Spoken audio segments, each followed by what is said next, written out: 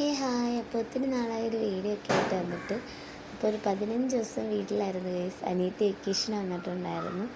അപ്പോൾ അവളിതാ പോവാനായിട്ട് എല്ലാം റെഡിയായപ്പം അവൾക്ക് കുറച്ച് ബാഗും ചെരുപ്പൊക്കെ മേടിക്കണമായിരുന്നു. അപ്പോൾ ഒരു സൺഡേ ആയിരുന്നു.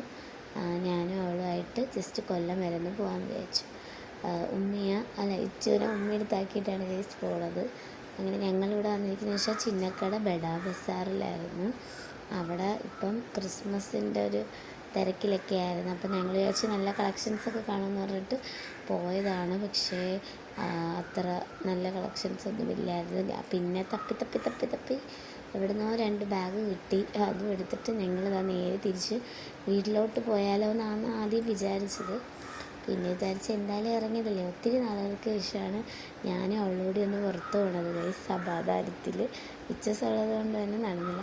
പിന്നെ പ്രഗ്നൻ്റ് ആയതുകൊണ്ട് എവിടെ വിടത്തില്ലായിരുന്നു ഗൈസ്. അപ്പോൾ അതാ നമ്മൾ കൊട്ടിയത്തുള്ള ഡ്രീംസ് മോളിൽ വന്നിരിക്കുകയാണ്. എനിക്ക് ഭയങ്കര ഹാപ്പി ആയിട്ടൊരു ഡേ ആയിരുന്നു. ഞാനും കൂടെ ഇങ്ങനൊരു ടൈം സ്പെൻഡ് ചെയ്തിട്ട് ഒത്തിരി നാളായിരുന്നു.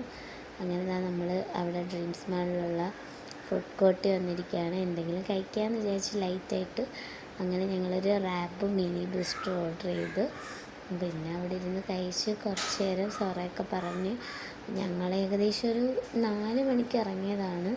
ഇപ്പം 6:30 ആയിട്ടുണ്ടായിരുന്നു. ഇനി വീട്ടിൽ ചെല്ലുമ്പോൾ എന്തൊക്കെ കേൾക്കുമെന്ന് അറിഞ്ഞുകൂടാ. പിന്നെ വല്ലപ്പോഴല്ലേ ഇങ്ങനെയൊക്കെ പോണത്. അപ്പോൾ കുറച്ച് ദിവസം കഴിഞ്ഞ് അവളങ്ങ് പോകുമായിരുന്നു. ഇതിപ്പോൾ ന്യൂ ഇയറൊക്കെ കഴിഞ്ഞ് ഞാനിതൊരു 27-ാം തീയതി 8-ാം തീയതി എടുത്ത് വെച്ചിട്ട് വീഡിയോ ആയിരുന്നു. പിന്നെ നമ്മൾ വീട്ടിൽ തിരിച്ചു പോകാൻ നേരമാണ് ഓർത്തത് നമ്മുടെ വീട്ടിലൊരാളുണ്ടെന്നും. അങ്ങനെ അയാൾക്ക് വേണ്ടൊരു കിൻഡർ ജോയ് മേടിച്ച് ഞങ്ങൾ ഇവിടെ ഇറങ്ങി. അപ്പോൾ ഇത്രയൊക്കെ ഉള്ളായിരുന്നു ഞങ്ങളുടെ ഒരു Sunday. Okay, tata, bye, see U.